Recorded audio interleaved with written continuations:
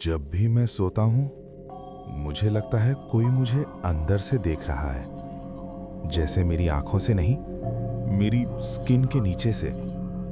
शुरू में सिर्फ सपने आते थे, सपने जिसमें मैं खुद को कॉर्नर में खड़ा देखता था और मेरा बॉडी बेड पर लेटा होता था।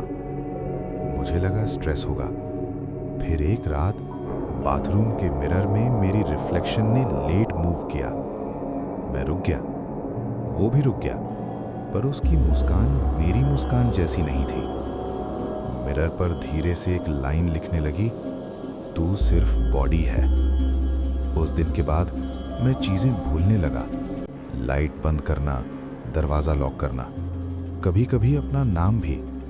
और सबसे अजीब बात, सुबह उठता तो मेरे पैरों में मिट्टी और खून लगा होता, जैसे रात को मैं कहीं गया हूं। एक दिन मैंने फोन पर स्लीप रिकॉर्डिंग ऑन कर दी। सुबह जब सुना, उसमें मेरी आवाज नहीं थी, कोई और बोल रहा था, ये जगह टाइट है पर आदत हो जाएगी।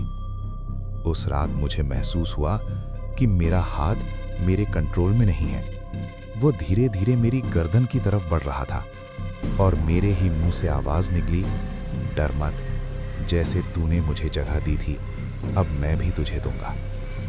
उसके बाद मुझे अंधेरा दिखने लगा, पर मैं सो नहीं रहा था। मैं देख रहा था जब वो उठा मेरे बॉडी के साथ, मिरर में जाकर बोला, अब तू यहीं रह।